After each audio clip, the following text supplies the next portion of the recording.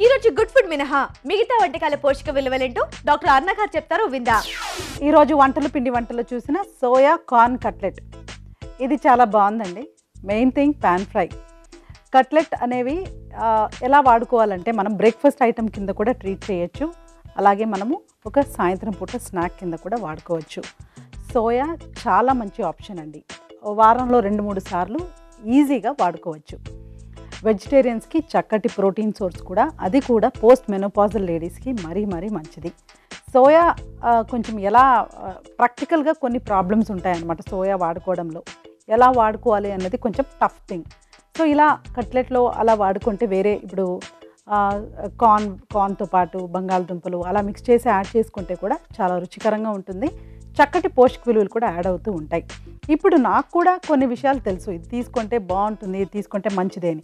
కానీ దాని కాంబినేషన్ కుదుర్చుకోవడం అన్నది రియల్గా it's a very beautiful thing. So అలా కాంబినేషన్స్ కుదిరి మనకు తెలిసినప్పుడు ఆ రెసిపీస్ నోట్ చేసుకోవడం వెరీ ఇంపార్టెంట్. సో ఈ రెసిపీ అయితే ఆ కాంబినేషన్ పరంగా చూసుకుంటే పర్ఫెక్ట్గా ఉందండి. మీరు తర్వాత ఊరించే వంటలో చూసిన 2 రెసిపీస్ కూడా చాలా బాగున్నాయి.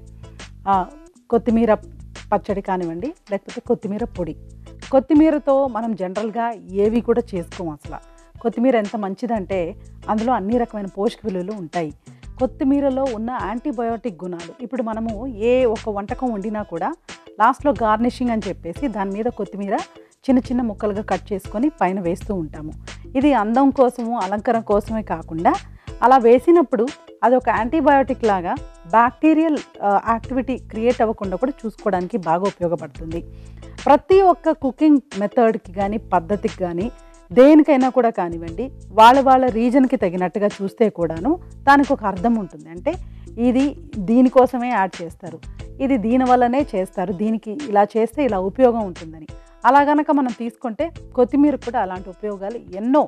ఇప్పుడు రసం తీసుకోండి, రసంలో కూడా మనం కొత్తిమీర వేసినప్పుడు దానికంటూ ప్రత్యేకమైన ఒక ఫ్లేవర్ కానీ, ఒక టేస్ట్ కానీ, ఒక స్మెల్ కానీ మనకు వస్తూ ఉంటుంది. అది కూడా జీర్ణానికి బాగా ఉపయోగపడుతుంది. సో బేసిక్ పాయింట్ ఏంటంటే కొత్తిమీర కూడా మనము జస్ట్ గార్నిషింగ్ కాకుండా అది కూడా ఒక తినే వస్తువులాగా ట్రీట్ చేసి కరివేపాకు కొత్తిమీర రెగ్యులర్గా తీసుకుంటూ ఉంటే మనకి చాలా మటుకు మనకు ప్రాబ్లమ్స్ లేకుండా కూడా, అంటే ఇలాంటి బ్యాక్టీరియల్ ఇన్ఫెక్షన్స్ రావడం కానీ, విటమిన్ సి ఎక్కువగా చేరడం కానీ ఇలాంటివి జరుగుతూ ఉంటుంది. యాక్చువల్లీ మీరు ఇవాళ చూసిన 3 వంటకాలు కూడా, అంటే సోయా కార్న్ కట్లెట్ కానివ్వండి, కొత్తిమీరతో చేసిన పచ్చడి, అలాగే పొడి, 3 కూడా చాలా బాగున్నాయి. ఇన్ఫ్యాక్ట్ మనం కరివేపాకు పొడిని రెగ్యులర్గా ఇడ్లీ దోశల్లో వాడుకుంటూ ఉంటాము. అలాగే ఈ కొత్తిమీర పొడి కూడా వాడుకుంటూ ఉంటే జస్ట్ ఒక 2 డ్రాప్స్ నెయ్యితో వేసుకుంటే కమ్మగా ఉంటుంది, టేస్టీగా ఉంటుంది, అట్ ద సేమ్ టైం పోషక విలువలు కూడా బాగా ఉంటాయి. సో 3 రెసిపీస్ కూడా నిజంగా చాలా హెల్తీగా ఉన్నాయండి. నోట్ చేసుకోండి, తప్పకుండా ట్రై చేయండి. ఇప్పుడు మీ అందరి కోసం మరో చిట్కా. ఇప్పుడు మీకోసం ఎంటీఆర్ మసాలా వారి చిట్కా.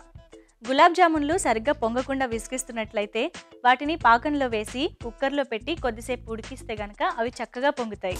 రాజుగారు, ఈ రోజు మీరు చేసిన కట్లెట్ అండ్ లడ్డూలు అదిరిపోయాయండి. ఓకే అండి. ఊరించే వంటలు కూడా బాగున్నాయి కదా? అవునండి. వెంటనే మీరందరూ కూడా మీ ఇంట్లో ట్రై చేయండి. అలాగే మీ సలహాలు సూచనలు మాకు రాసి పంపించండి. మా address MTR Masala Abhiruchi, care of Eenadu television, Ramoji film city, Hyderabad 501512. Next MTR Masala అభిరుచిలో మరిన్ని నోరూరించే వంటలతో మీ ముందుంటాం. అంతవరకు సెలవు. నమస్తే.